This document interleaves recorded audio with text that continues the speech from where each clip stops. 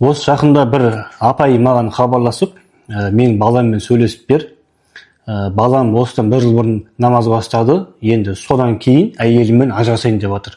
Сол себептен сен менің баламмен сөйлесіп бер деп үйіне шақырды. Үйіне бардым, сөйлестік. Жаңағы апайы отыр, оның баласы және мен үшеуміз отырып сөйлестік.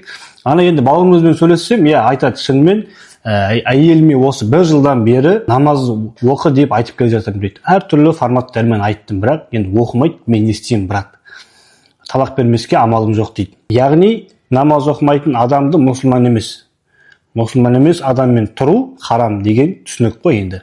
Оны айттық, енді олай емес екендігін түсіндірдік.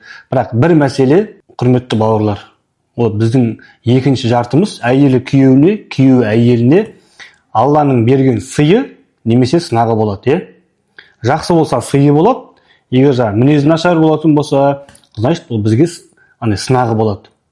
Біз сынақты қалай қабылдаймыз?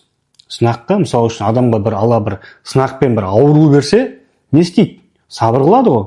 Кедейлік берсе, сабыр қылады. Енді біз ол сынақтан қашып құтыла алмайсың ғой. Дәл сол сияқты Алланың саған жіберген екінші жұбың, ол да сіздің сынағыңыз, егер қандай да бір кемшіліктері болатын болса. Демек, ондай кезде біздер сабыр сақтауымыз керек. Ал енді намаз оқымағаны үшін ажырасу, ол өте үлкен қателік. Бұл жердегі ең абсурд нәрсе, жаңағы апай айтады, енді келіні ғой. Келінім намаз оқимын, бірақ енді оқысам, ханафише оқимын деп айтты дейді. Ана жігіт соған көнбей тұр. Ең абсурд бұл жерде осы. Біреудің ішін, жүрегін ашып көрмейміз, бірақ бұл жерде дінді сылтау етіп әйелімен ажырасу мәселесі. Талақ халал, бірақ Алланың ең жек көретін, ең жаңағы халал еткендерінің ішіндегі ең жек көретіні осы талақ екенін ұмытпайық.